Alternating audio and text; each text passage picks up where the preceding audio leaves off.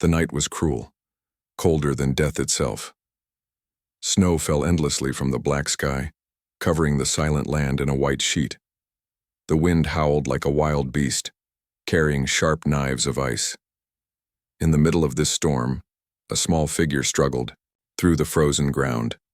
Her arms were wrapped tightly around a tiny bundle pressed to her chest. Her name was Lyra. She was not human. Her skin carried a faint glow, pale blue like the last light of a dying star. But tonight even her glow was weak. She stumbled, her legs shaking. Every step felt heavier than the last. The child in her arms, her only child, whimpered softly, his voice too weak to rise above the wind. "Shh, don't cry," she whispered, her breath fogging in the air. "Mother is here.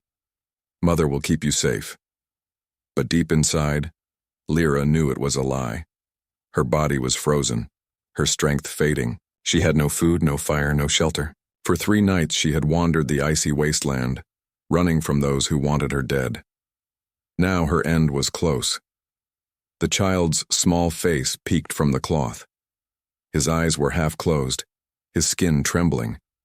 He was too young, too fragile. She pressed him closer, wrapping her own body around him. If death was coming, she would shield him until her last breath. The snowstorm grew stronger.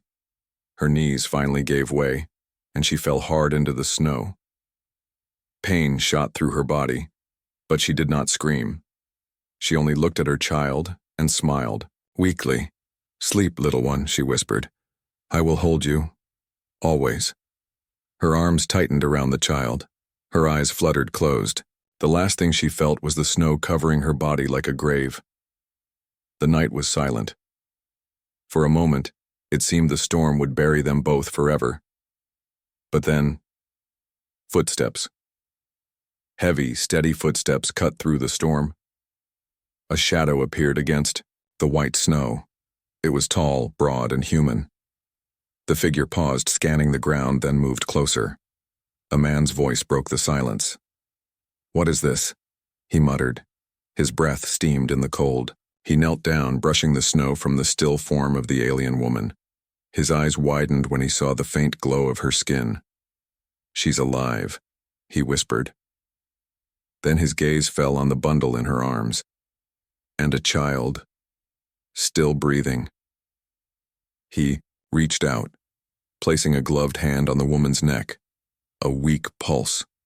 She was on the edge of death. His jaw tightened. He could walk away, pretend he never saw them. But something inside him refused. "No," he muttered. "Not tonight." With strong arms, he lifted both mother and child from the snow. The woman stirred faintly, her lips moving, but no sound came out. Her head fell against his chest, too weak to fight, too weak to even understand who held her now. The man pulled, his cloak tighter around them, shielding them from the wind.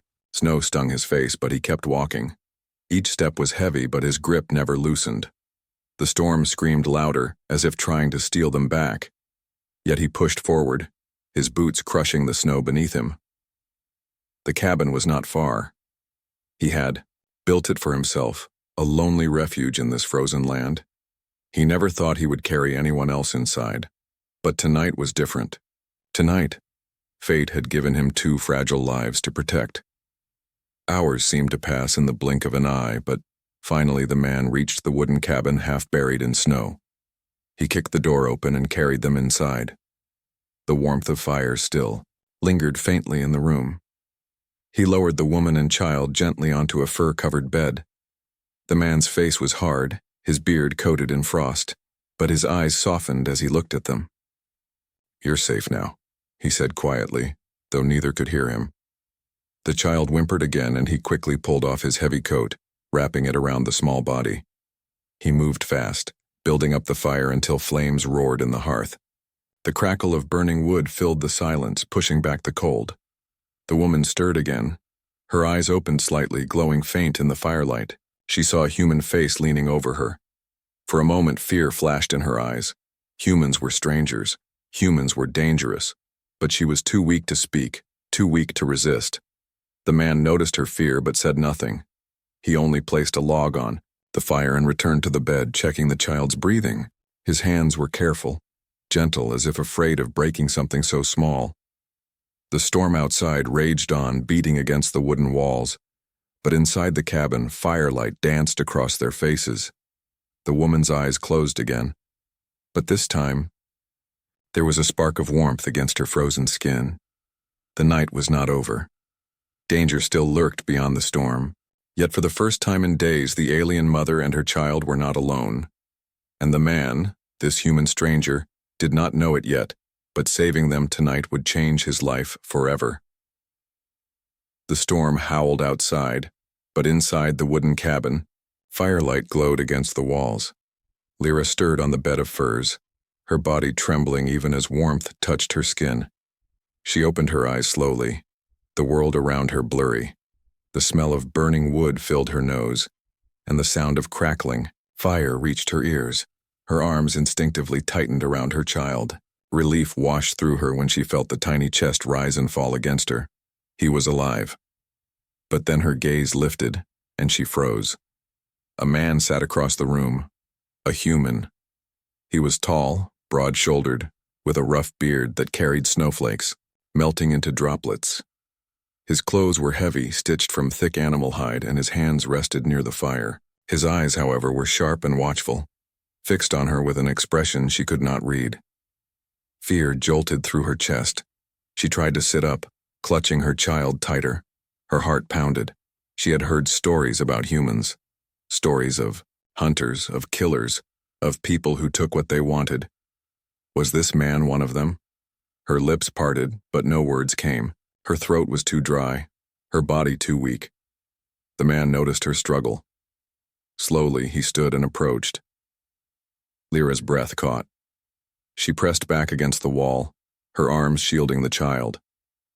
"Easy," the man said, his voice deep but calm. He raised his hand slightly, showing he held no weapon. "I'm not going to hurt you." The words sounded strange in her ears, but his tone carried no threat. Still, she did not trust him. She could not.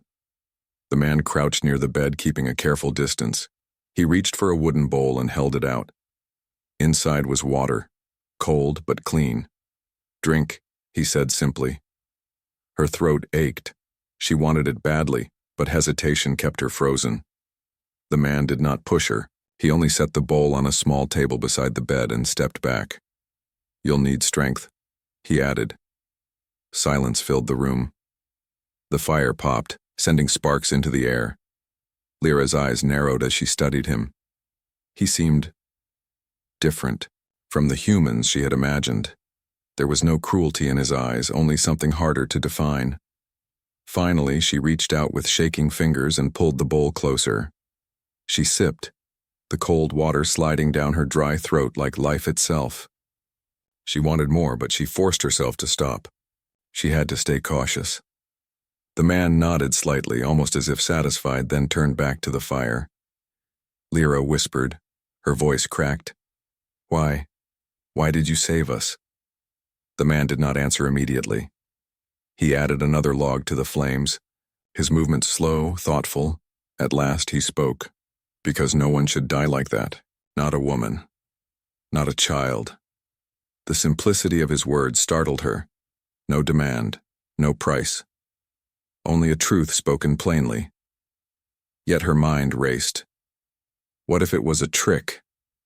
What if he wanted her trust before taking everything from her? Her child whimpered, tiny fists moving weakly.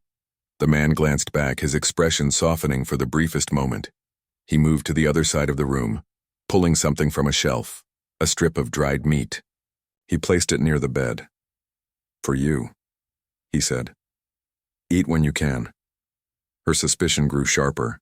She shook her head slowly. "Poison?" The man gave a faint smile, though it did not reach his eyes. "If I wanted you dead, I would have left, you in the snow."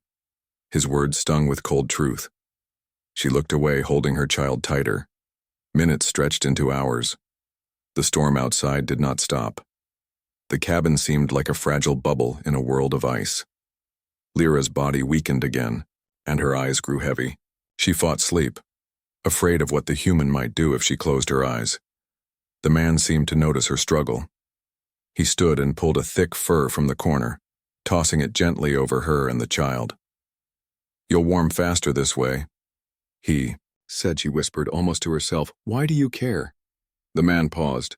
His gaze met hers, and for the first time she saw a flicker of something deeper in his eyes. Loneliness, perhaps, or pain hidden behind silence. "Because I know what it feels like," he said quietly. Then he turned back to the fire, ending the conversation. Lyra lay awake, staring at the back of the human stranger.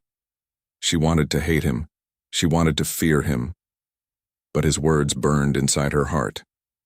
He knew what it felt like, to be alone in the cold. Her child stirred softly in her arms, pressing closer to her chest. She kissed his forehead, whispering a promise only he could hear. "I'll protect you, even from him." But as the night dragged on, she could not ignore the truth. Without this man, she and her child would already be frozen corpses buried in snow.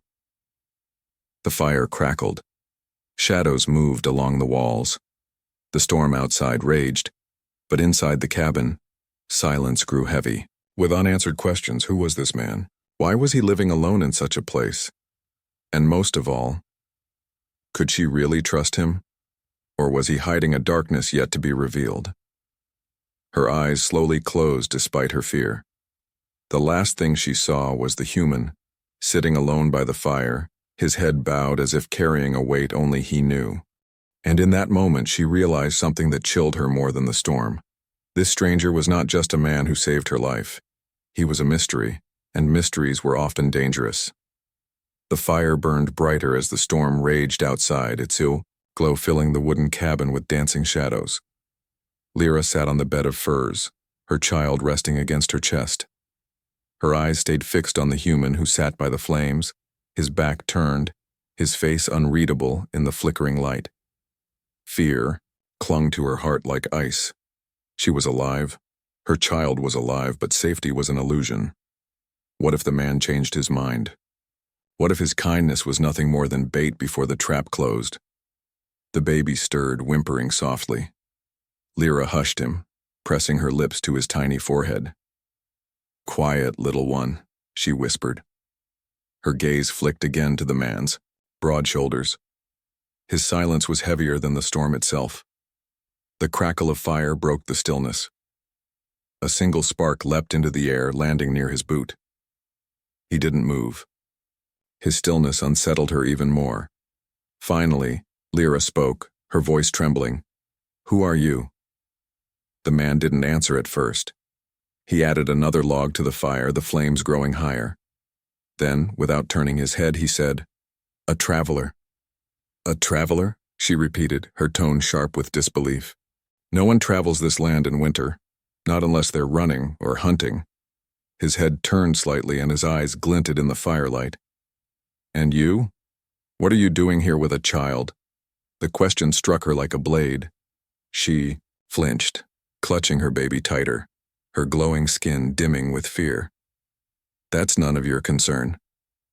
The man gave a faint shrug and looked back at the fire.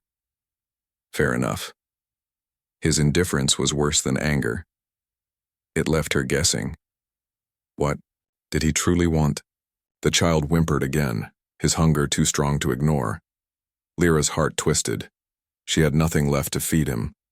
Her body shook as she looked at the strip of dried meat the man had left near the bed. Her instincts screamed at her not to trust it. But the tiny cry in her arms broke her resolve.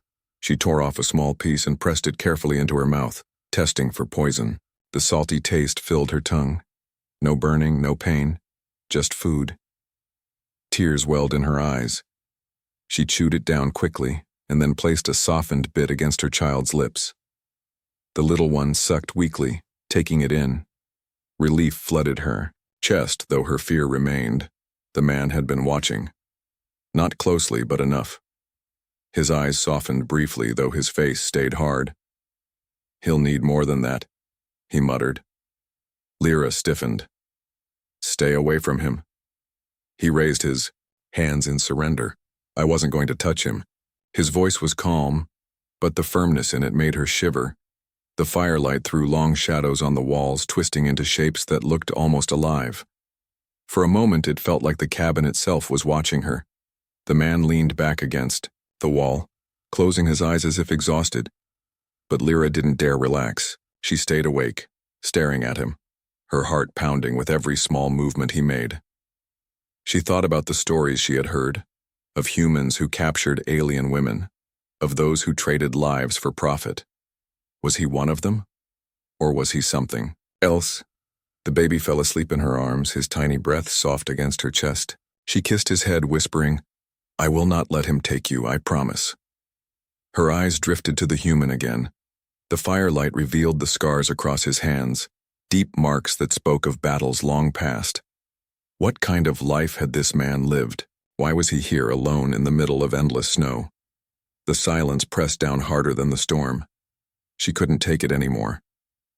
"Why are you here?" she asked suddenly. His eyes opened. He studied her for a moment, then said, "Because I have nowhere else to be." The simple answer made her shiver. She wanted to ask more, but the weight in his voice warned her not to. There was pain in those words, pain as sharp as the cold outside. The fire popped, sending another spark into the air. Lyra jumped, her nerves on edge. The man noticed, his gaze steady on her trembling form. "You're safe here," he said quietly. "For now." The words brought no comfort. For now was not safety. It was a shadow, a warning that danger could still come. Her chest tightened. She wanted to escape, but her body was weak, her child even weaker. The storm outside would kill them faster than any man could. She was trapped. The man leaned forward, resting his elbows on his knees. "Rest," he said. "You'll need your strength." "I can't rest," she whispered. "Not when I don't know who you are." He gave a faint smile, though it was bitter. "Then stay awake. Watch me if you must. You'll see I don't mean harm." But how could she believe that? Her heart pounded as the shadows danced around the cabin, as if whispering secrets she couldn't hear. The firelight was warm, but the fear inside her was colder than the storm. And as the night stretched on, Lyra realized the most dangerous thing in that cabin was not the human strength, not the storm outside, but the growing question inside her heart. What if she began to trust him? The storm did not rest. All night it clawed at the cabin walls, shaking the wooden frame like it wanted to tear everything apart. The fire inside kept the cold at bay, but fear still wrapped itself around Lyra's heart. She sat on the bed, her child curled against her chest. His breathing was shallow but steady now, thanks to the warmth. She had not closed her eyes once. Every crack of wood, every sigh of the fire, every small movement from the man across the room kept her awake. The stranger sat near the fire, sharpening a blade against a stone. The sound was slow and steady, scrape, scrape, scrape. Each strike made her skin crawl. A man with a blade was always a threat. Finally, she could not take it anymore. Her voice cut through the silence. "What do you want from me?" The man looked up. His eyes met hers, steady as the storm was wild. He didn't answer immediately. He let the silence stretch until her chest ached from the weight of waiting. At last, he spoke. "Nothing." Her jaw tightened. "No one saves others for nothing." The man set the blade down and leaned forward. His face glowed in the firelight, his scars showing more clearly now. Old wounds healed long ago, but never forgotten. "You're right," he said softly. "I didn't save you for nothing. I saved you because I couldn't watch you die." His words struck her. They sounded simple, almost foolish. But they carried a raw truth that made her throat tighten. She looked down at her child, brushing his small head gently. "And if I had been alone? If it was only me in that snow?" The man's eyes darkened and he looked away. "Then maybe I wouldn't have stopped." The honesty in his voice chilled her. He hadn't tried to sweeten his answer. He hadn't lied. Lyra's heart pounded. She wanted to hate him, wanted to call him cruel. But a strange thing happened. His honesty made her believe him more than any soft words could have. The child whimpered, pulling her back from her thoughts. She rocked him gently, whispering a lullaby from her people's tongue, soft and broken. When she looked up again, the man was watching her. "What's his name?" the man asked quietly. She froze. No human had ever asked that before. They didn't care about names. They cared only about power, ownership, survival. Why did this one ask? She narrowed her eyes. "Why do you want to know?" He shrugged, though his gaze didn't waver. "Because he's alive. Because he matters." Her lips parted, but no sound came. For a moment, her walls cracked. She almost said it. Almost gave him the name. But then, fear sealed her mouth shut again. "You'll never know," she said coldly. The man nodded, not angry, not disappointed. "Then I'll wait until you're ready." His calmness unsettled her more than anger would have. Who was this man? The hours dragged on, the fire burned low. Lyra's body sagged with exhaustion, but still she fought sleep. The man noticed her struggle. He stood, pulling a small jar from a shelf, and held it out. "Herbs," he explained. "Helps the little one breathe easier. Mix with warm water." Her eyes widened with suspicion. "Poison again?" The corner of his mouth twitched, almost a smile. "You test it first. If I fall dead, you'll know." His attempt at humor startled her. She didn't laugh, but the tension in her chest loosened, slightly. She took the jar with shaking hands, still watching him closely. For the first time since entering the cabin, she spoke without fear, but with honest curiosity. "Who are you?" The man was silent for a long time. Then he said, "My name is Kale." The name hung in the air like a heavy weight. Lyra repeated it in her mind as if testing its shape. Kale. A simple name, but it felt sharp, strong, dangerous. "And you?" he asked. Her lips pressed tightly together. She wanted to lie, to give him nothing. But her child stirred, coughing weakly, and she blurted the truth without meaning to. "Lyra." Kale's eyes softened, only slightly. "Lyra," he repeated. "And the boy?" She shook her head firmly. "Not his." Kale didn't push further. He only nodded. The silence that followed was different this time. It wasn't sharp. It wasn't heavy. It was fragile, like glass. The storm outside began to ease, the wind's howls fading into low moans. For the first time in days, the world outside seemed a little less cruel, but Lyra's heart still trembled. She had spoken her name to him. A human now carried a piece of her truth. And once given, truth could never be taken back. She pulled her child closer, whispering a promise into his tiny ear. "I will protect you no matter what." Yet deep inside, another thought whispered back. What if protection meant trusting this? Mankale sat by the fire again, silent, lost in shadows. His presence filled the room like an unspoken question. And as dawn approached, Lyra realized something terrifying. She feared him. She distrusted him. But a part of her was beginning to want to believe him. The first words had been spoken, and there was no turning back. The storm had weakened with dawn, but the cold still pressed against the wooden walls like an invisible hand. Inside, the fire burned low, filling the cabin with a dim orange glow. Lyra sat on the bed, her child wrapped tightly in furs, his small chest rising and falling with soft breaths. Kale stood near the door, pulling on his heavy cloak and strapping a long blade across his back. His movements were practiced, efficient, like a man who had done this 1,000 times. Lyra's heart tightened. "Where are you going?" she asked, her voice sharp with fear. "Hunting," he replied simply. "You and the boy need more food." Her arms tightened around her child. "And what if you don't come back?" Kale paused, his hand on the doorframe. He didn't look at her, only said, "Then the firewood will last 2 days. After that, it won't matter." The coldness in his words made her shiver.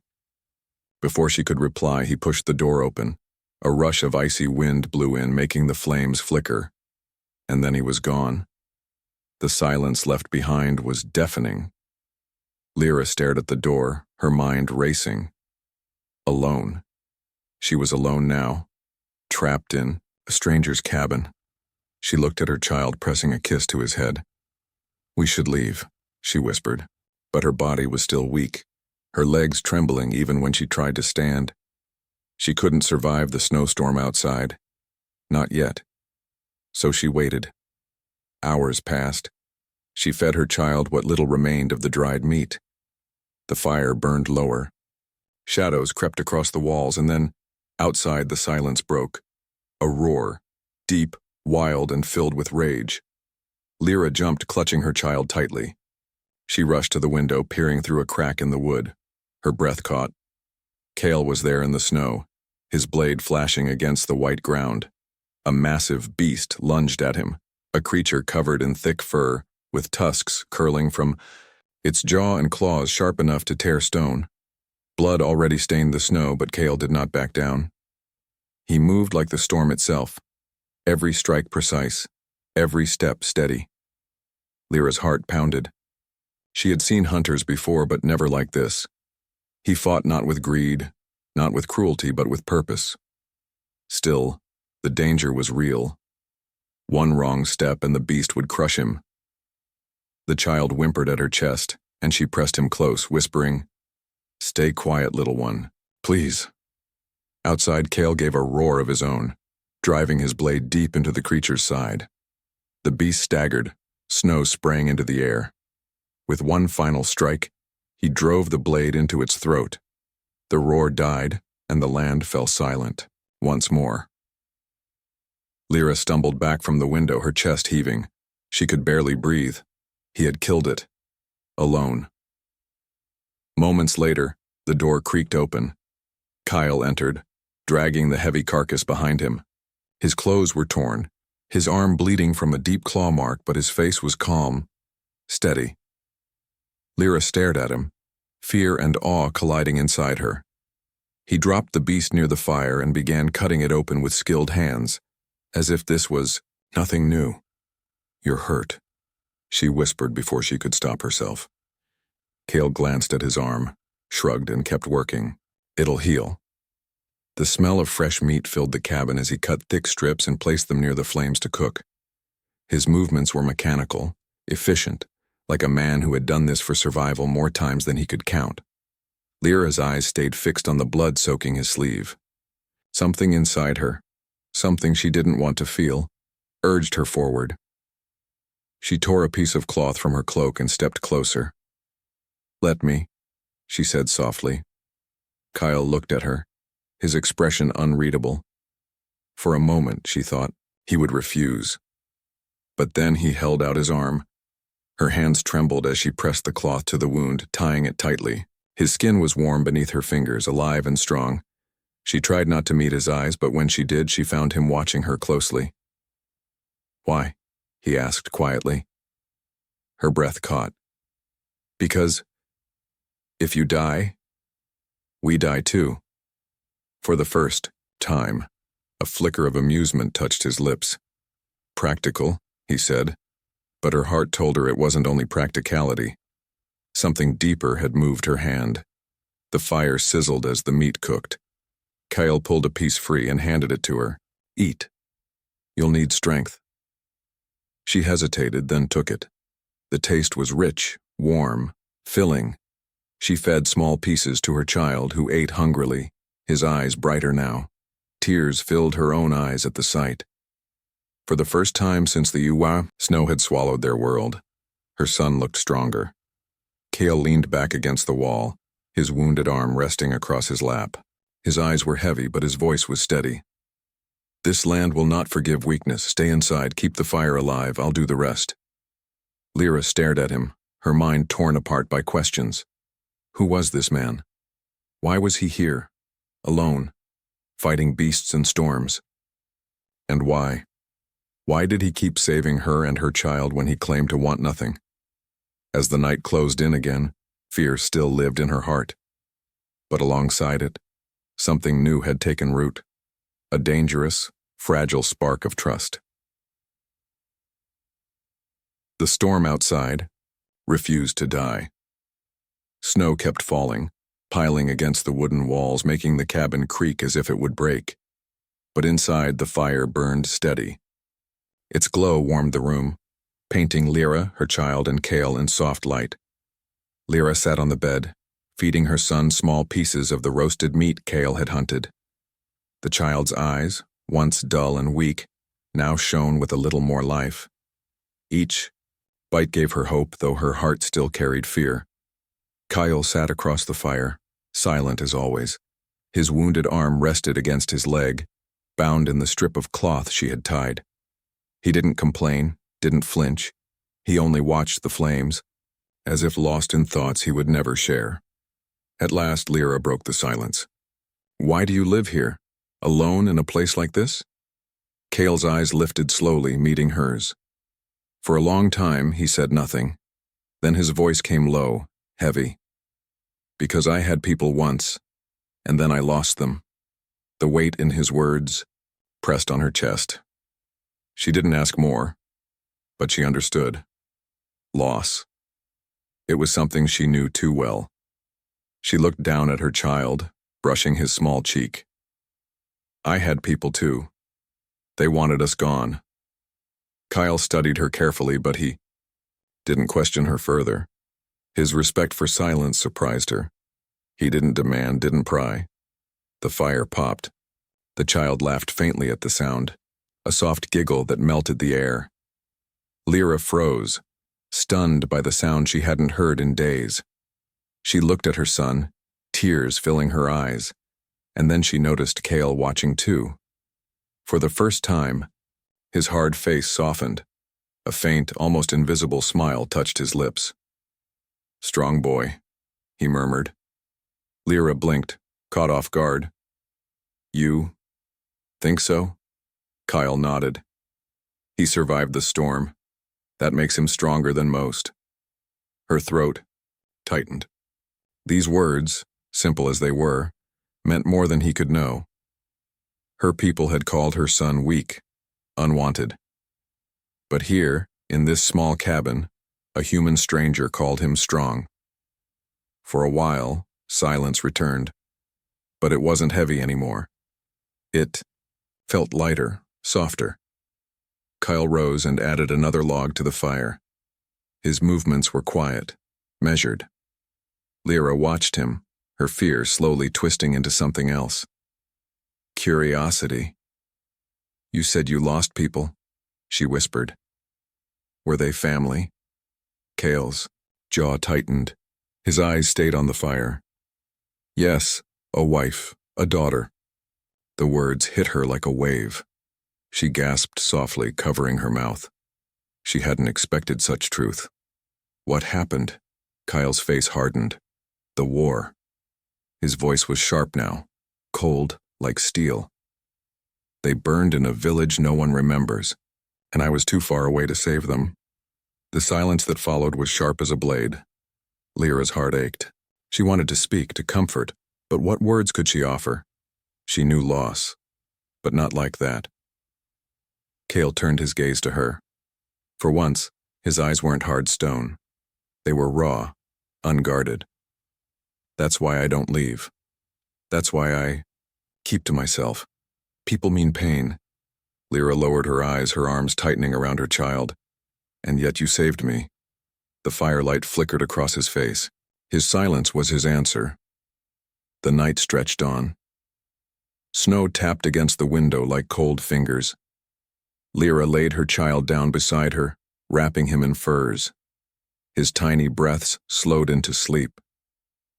Kyle leaned against the wall, his eyes closing briefly, though his hand stayed near his blade.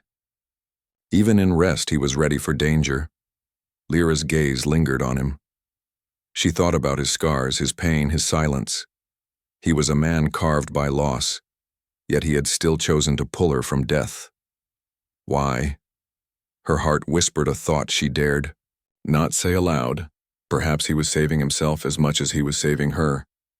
Hours later, the child stirred in his sleep, whimpering. Lyra moved quickly, soothing him with a gentle hum. But the sound caught Kyle's attention. His eyes opened, watching her closely. "You sing to him," he said quietly. "It's an old song," she replied.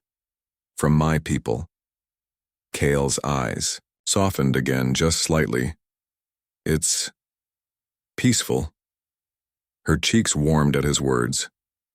It felt strange, hearing a human say such a thing, stranger still that it made her chest ache. The fire burned lower, shadows deepening in the cabin. Lyra lay back with her child in her arms, exhaustion pulling her down. Her eyes grew heavy, but before sleep claimed her, she whispered without thinking, "Thank you, Kale." Her voice was so soft she wasn't sure he had heard, but when her eyes opened a final time, she saw him watching her, his face unreadable. Then he said, in a voice low as the storm, "Rest, Lyra. I'll keep the fire alive." Her eyes closed, and for the first time in days she slept without fear.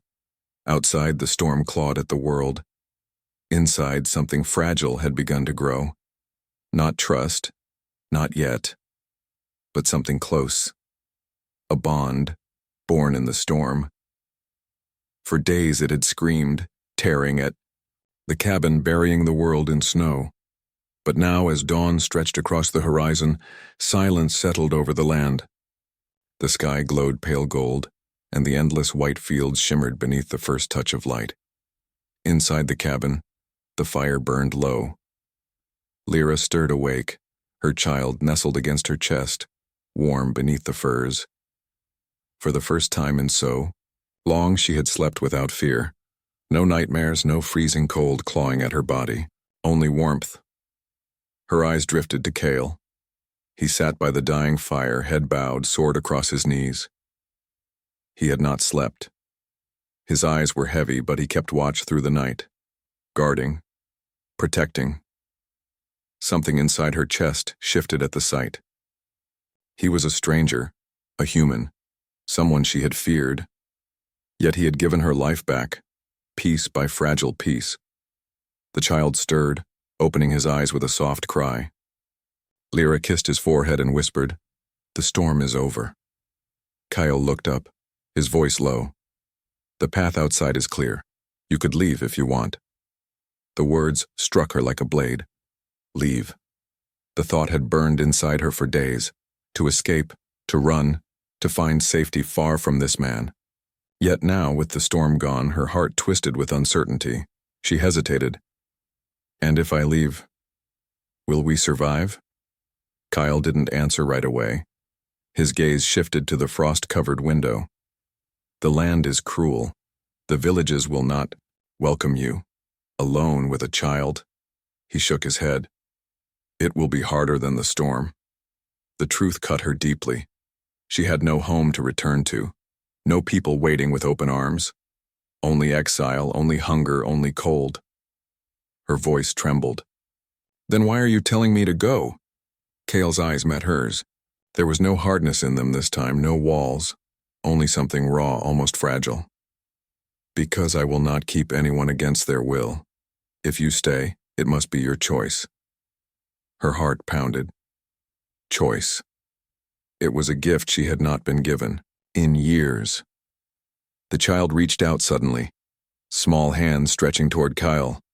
The gesture startled both of them. Kyle froze, uncertain, but then, slowly, he extended a rough, scarred finger. The boy grabbed it, clutching with surprising strength. Lyra gasped softly, tears filling her eyes. Her son. He trusted Kale, without fear, without hesitation. Kale looked at the tiny hand gripping his own. His face softened in a way Lyra had never seen before. His voice was almost a whisper. "He's stronger than both of us." The room grew silent again, but it was no longer the silence of fear.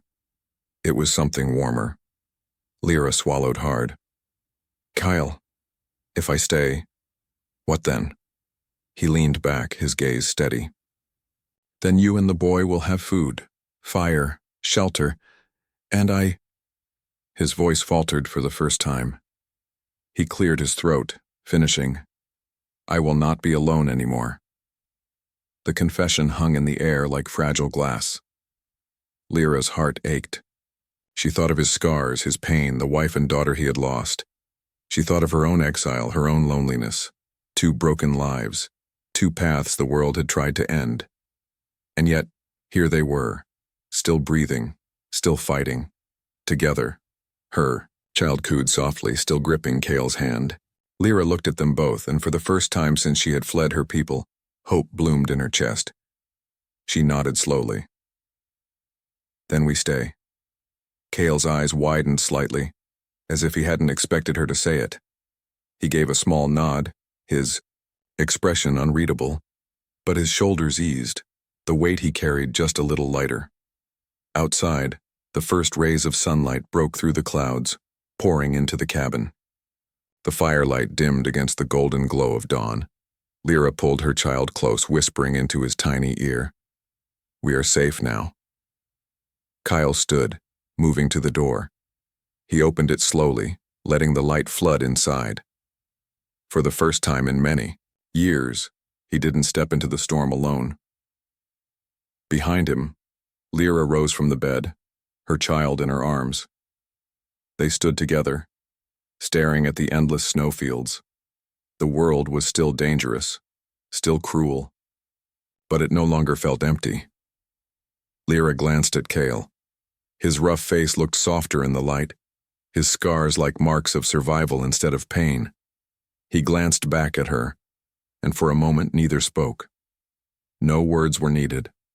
The bond had already been made.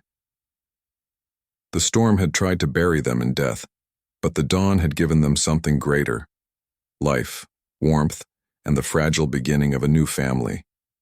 And as the wind whispered across the snow, Lyra knew one thing with certainty. She and her child had been saved not only by a man's strength but by his heart.